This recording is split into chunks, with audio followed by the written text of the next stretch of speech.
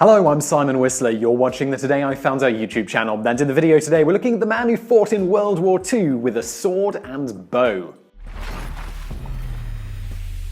Running into battle armed with a broadsword, bow, and a quiver of arrows was perfectly acceptable if you were fighting in the 100 Years' War or fending off some orcs on Middle-earth. But when it comes to World War II, such medieval weaponry looks like child's play next to the technology of the time. A sword isn't the most likely of defenses against rifles and tanks. However, for John Malcolm Thorpe Fleming Churchill, nicknamed Mad Jack, there was nothing he'd rather arm himself with than a trusty sword and bow.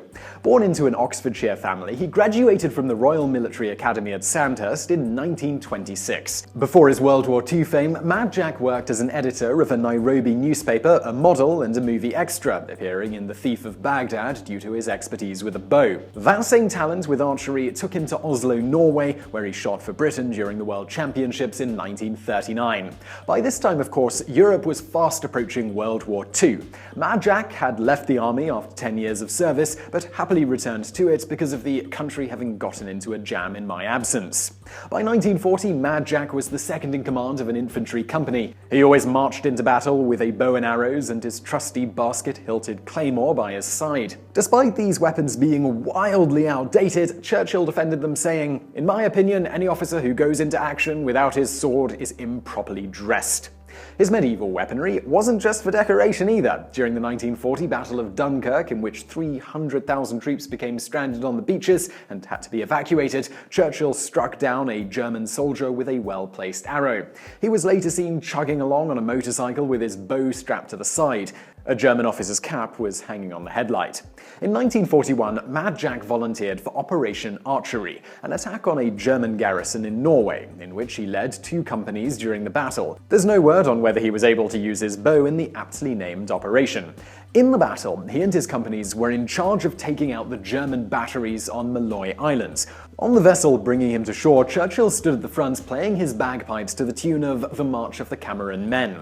When they landed, he charged ahead of the rest of his men with his sword in hand. His sword also served him well later, in 1943. At the time, Mad Jack was a commanding officer in Salerno when him and his troops were forced into the line of fighting, something for which they hadn't been trained. Churchill went ahead of his soldiers, wielding his sword. He leapt out at German sentries from the darkness, blade held high, and the Germans were so frightened by the demon that they surrendered. Churchill took 42 prisoners that night with the help of just one other companion and his trusty sword. This was in line with his philosophy on fighting the Germans, which he described after capturing the 42. "I maintain that as long as you tell a German loudly and clearly what to do, if you are senior to him, he will cry, 'Jawohl,' yes sir, and get on with it enthusiastically and efficiently, whatever the situation."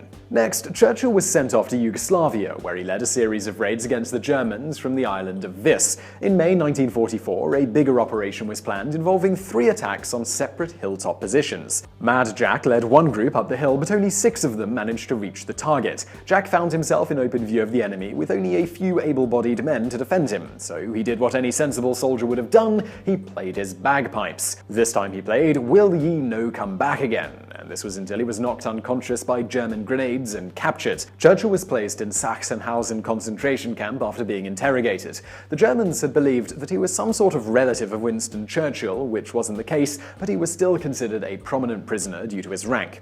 As you might expect, Mad Jack wasn't one to be kept in a prison camp. He made a run for it in September by sneaking through an old drain under the barbed wire. He and a comrade were recaptured not long after it and moved to a camp in Austria. In April 1945, the Austrian camp's lighting system failed. Churchill took advantage of the opportunity and melted into the darkness, walking away from his work detail. He simply kept walking, and 8 days and 150 miles later, he ran into the armored vehicles of the United States Army in Italy. He managed to convince them that he was a British colonel despite his scruffy appearance, and he was returned to safety. Safety wasn't exactly something Mad Jack was after, though. He was disappointed to learn that the war was winding down and that he had missed a year of it. Rather than return home, he got himself assigned to Burma, where the war against Japan was still in full swing. By the time he got over there, though, the bombs had been dropped on Japan, meaning that the war was basically over. An unhappy Churchill vented, "If it wasn't for those damn Yanks, we would have kept the war going another 10 years. The end of the war didn't mean the end of Churchill's adventures, though. He decided to train as a parachutist, and when he was qualified, he was sent to Palestine as the second-in-command of the 1st Battalion. He later became a land-air warfare instructor in Australia, where he developed a love of surfing. He ended up retiring from the army in 1959 and died in 1966 in Surrey. And now for a bonus fact. Not just eccentric in war, Mad Jack was known for throwing his briefcase out of the train window. His reasoning? Well, he was throwing it into his backyard, which the train happened to go past. This way, he didn't have to lug it home with him from the train station. So I really hope you found that video interesting. If you did, please do hit that thumbs up button below, and don't forget to subscribe for brand new videos just like this every day of the week. Also, over there on the right, a couple of other videos that you might enjoy if you enjoyed this one, and thank you for watching.